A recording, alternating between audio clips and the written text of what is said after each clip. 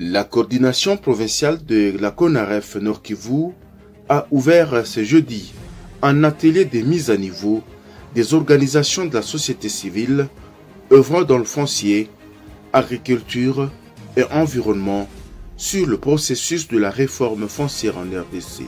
Prenons la parole à l'entame des travaux. Maître Dimanche Kinyamwanza, responsable de CONAREF en province, a fait savoir que ces assises de 2 jours consistent à évaluer le processus en cours. Et donc il a plu aujourd'hui d'organiser cette séance au niveau de la province pour justement briefer, restituer, mettre à niveau tous les acteurs de la société civile autour de ce processus de la réforme foncière qui est en train de faire ses pas dans le cadre de ces réalisations. Est-ce qu'on peut dire que c'est aussi un recyclage? Et on peut dire une sorte de mise à niveau. Donc mise à niveau, ça veut dire restituer tous les processus, tout ce qui a déjà été fait, donc tout à rappeler à la société civile d'où est-ce que nous venons, où est-ce que nous en sommes, et où est-ce que nous en sommes, qu'est-ce que nous avons déjà réalisé jusque-là, et nous voulons aller où, donc à terme de perspectives. Donc c'est vraiment ici l'occasion de rappeler le niveau provincial, et que la RDC est vraiment engagée dans le processus de la réforme foncière, mise en part les documents de politique qui a déjà été validé à Conseil des ministres, qui vaut son pesant d'or. Il y a vraiment un pas pesant autour de la loi modificative, cette loi modificative qui intègre pas mal d'innovations, mais également d'autres données prioritaires, notamment le plan foncier national, qui donne les schémas, la vision, la planification programmatique de la RDC, mais qui se décline en province à terme d'une stratégie foncière d'intervention foncière. Donc ça nous permet effectivement de décliner ou de décentraliser la gestion foncière au niveau de la province. Et justement, nous avons tendu la main au réseau GREF, que nous remercions sincèrement pour nous organiser ce cadre. Ce cadre que nous avons tant voulu, donc nous disons à la suite du réseau GREF, que les autres partenaires du gouvernement provincial arrivent à accompagner la CP CONAREF pour que finalement ce processus soit un processus inclusif, un processus participatif. Parce que nous nous disons, si tous les acteurs sont impliqués dans ce processus, en tout cas, on aura beaucoup de chances de son applicabilité.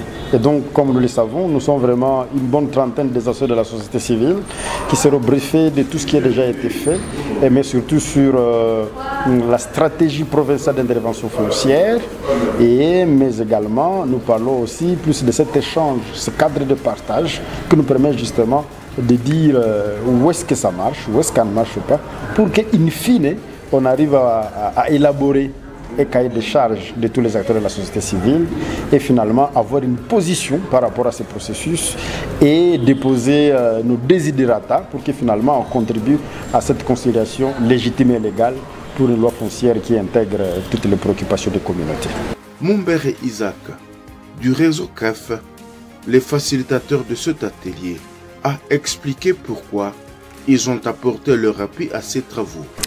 Et premièrement, disons que nous sommes à la phase de mise en œuvre d'un projet, d'un programme connu sous le nom de la contribution à la préservation de la biodiversité et des services écosystémiques, mais aussi des droits des communautés dépendantes des forêts.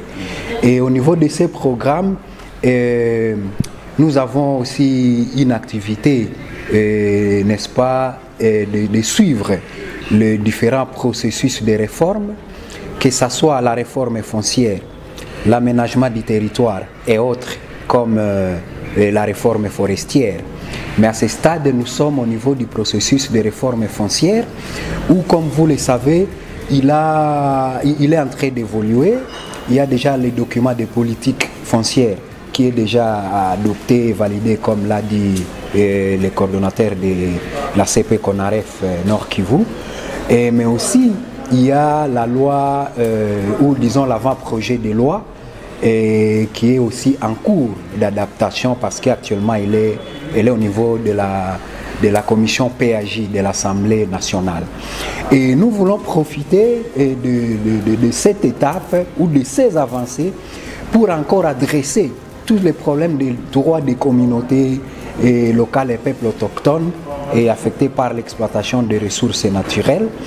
Et comme vous le savez, au niveau provincial, il y a déjà ces processus de mise en œuvre du plan provincial d'intervention foncière.